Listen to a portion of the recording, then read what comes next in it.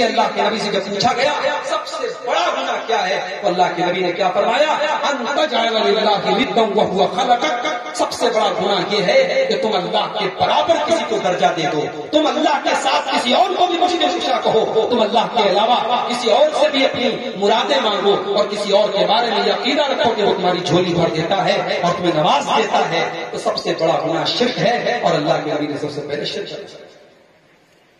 Number 2 والسحر، اور جادو کرنا، جادو کرنا یا جادو سیکھنا یا جادو سکھانا یا جادوگر کی بات کو ماننا، یہ تمام چیزیں ایسی ہیں جو جہنم کے اندر لے کر کے جانا ہے۔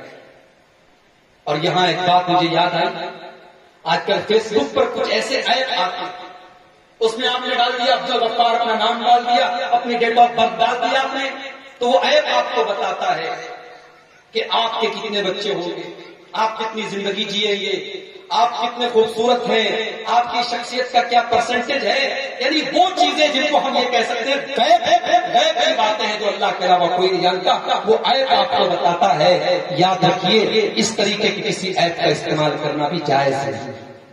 جو بھی یہ دعویٰ کرے کہ میں غیب کی باتیں جانتا ہوں، میں آپ کی ہتھیلی کی ریکھائیں دیکھ کر کے بتا سکتا ہوں کہ آپ کے کتنے بچے ہوں گے اور آپ کتنے دن تک دنیا میں رہیں گے، وہ ایک نمبر کا پاکھنڈی اور جھوٹا ہے۔ اور اللہ کے نبی نے فرمایا کہ جو کسی عراف کے پاس، کسی کاہن کے پاس جاتا ہے اور اس کی بات مان لیتا ہے، 40 دن تک کی اس کی نماز قبول نہیں۔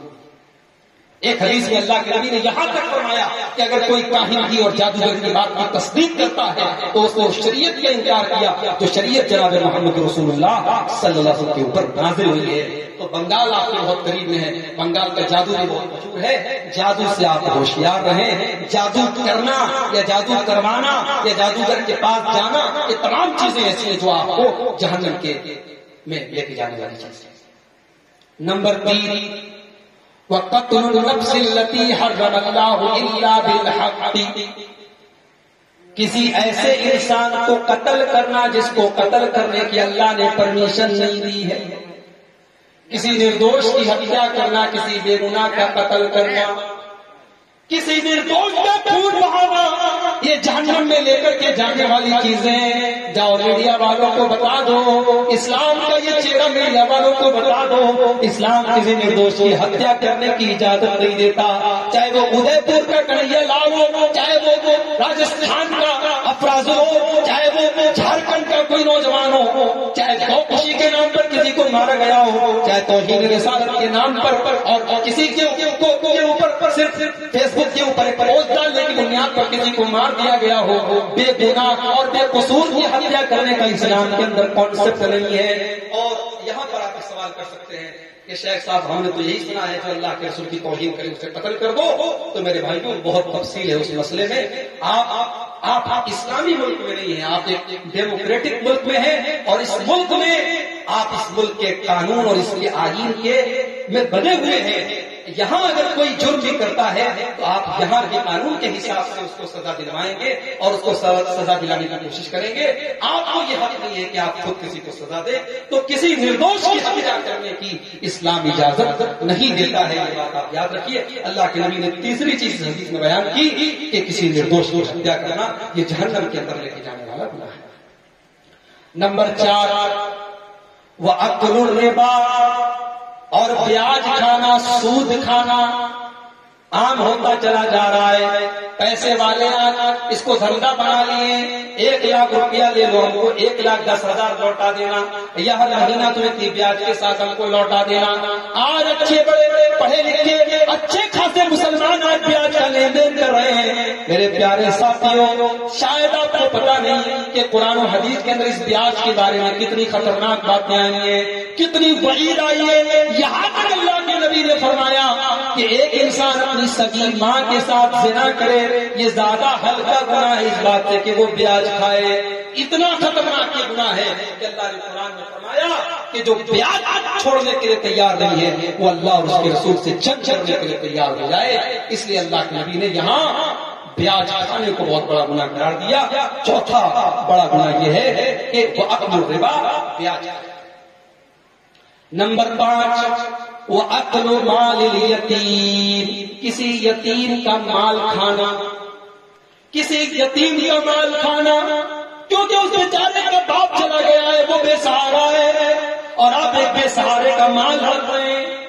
میرے پیارے ساتھیوں، جب یتیم کا مال کھانا حرام ہے تو غریب باپ کی بیٹی ودا ہو رہی ہے، اس باپ سے آپ جہیز کا مطالبہ کر رہے ہیں، وہ کب سے جائز ہو جائے گا؟ اگر یتیم کا مال کھانا اس لیے حرام ہے کیونکہ وہ یتیم بیچارہ مظلوم اور مجبور ہے، تو وہ بیٹی کا باپ بھی تو مجبور ہے، اس کی کیا خطا ہے، اس کی کیا غلطی ہے کہ آپ اس سے 2-3 لاکھ روپے جہیز کا مطالبہ کر رہے ہیں، اور وہ بیچارہ اپنی بیٹی کی شادی کرنے کے لیے لوگوں سے قرضے مانگ رہا ہے، لوگوں سے بھیک مانگ رہا ہے، اور اپنی بیٹی کی شادی کرنے کا اگر انتظام نہیں ہے تو اس کے دن بڑی مشکل سے کٹ رہے ہیں، اس کی راتیں بڑی مشکل سے کٹ رہی ہیں۔ میرے پیارے ساتھیوں، یہ جہیز کا کانسیپٹ اور یہ جہیز لینے اور دینے کا کانسیپٹ بھی یتیم کے مال کھانے سے کم خطرناک نہیں ہے۔ اور یتیم کی بات آئی تو سن لیجئے، یتیم کا مال اگر کوئی کھاتا ہے، جو مال کسی یتیم کے نام پر آئے اور اسے کوئی اپنے پیٹ میں ڈال دے، تو وہ قرآن کی اس آیت پہ سن لے، ان الذین یاکلون اموال الیتامی انما یاکلون فی بطونہم نارا، جو یتیموں کا مال کھاتے ہیں وہ در حقیقت اپنے پیٹ میں جہنم کی آگ کو بھر رہے ہیں۔ تو یتیم کا مال کھانا یہ 5واں بہت بڑا ہے۔ اور نمبر 6، اللہ کے نبی نے فرمایا وَتَوَلِّي يَوْمَ الزَّحْفِ، جنگ کے میدان سے پیٹ پھیر کر کے بھاگ جانا۔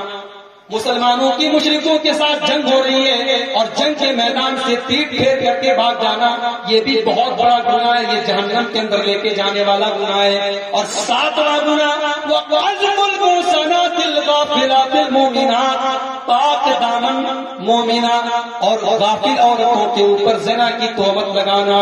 جو بیچاری پاک دامن ہے، جس کو ان سب چیزوں کی خبر بھی نہیں ہے، اس کے اوپر آپ زنا کی تہمت لگا رہے ہیں، یہ اتنا بڑا گناہ ہے۔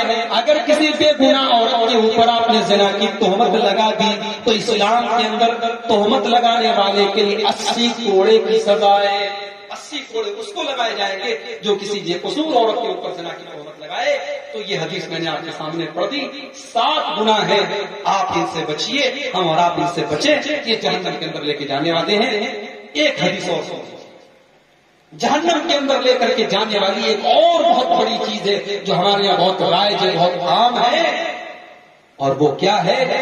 اللہ کے نبی نے حضرت معاذ بن جبل سے فرمایا، جب حضرت معاذ بن جبل کو اللہ کے نبی نے کئی چیزوں کے بارے میں بتایا، نماز کے بارے میں بتایا، صدقہ کے بارے میں بتایا، جہاد کے بارے میں بتایا، تو حضرت معاذ بن جبل نے کہا کہ اے اللہ کے نبی، ان سب چیزوں کا خلاصہ کیا ہے؟ اللہ کے نبی نے فرمایا کف علیک ھذا، آپ نے اپنی زبان کو پکڑا اور کہا کہ اس کو تم کنٹرول کرو۔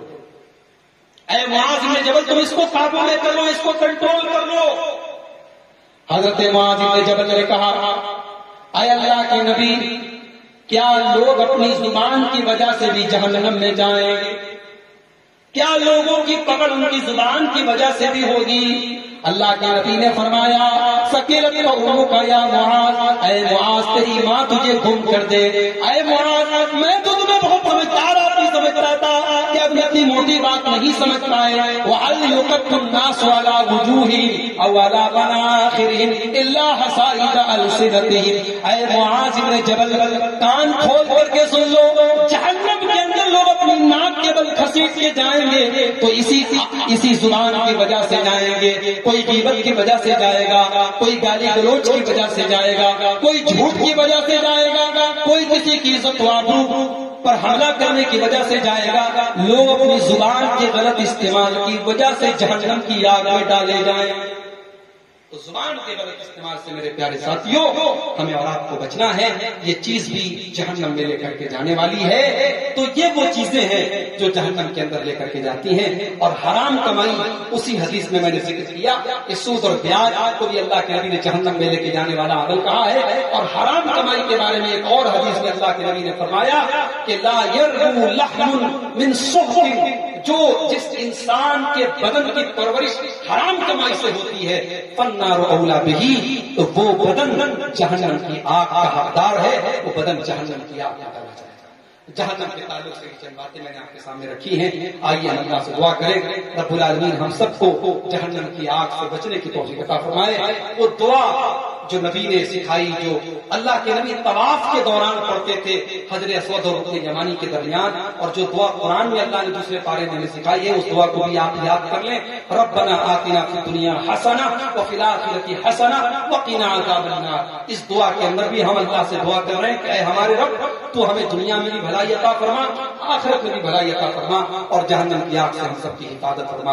ہم میں سے جو بیمار ہیں اللہ ان کو شفا کامیاب عاجل عطا فرمائے، جو روزی روٹی سے پریشان ہیں اللہ ان کے کاروبار میں برکت نصیب فرمائے، جو ہمارے اہل توحید مرحومین دنیا سے گئے ہیں اللہ ان سب کی مغفرت فرمائے، ان کے خطاؤں کو درگزر فرمائے۔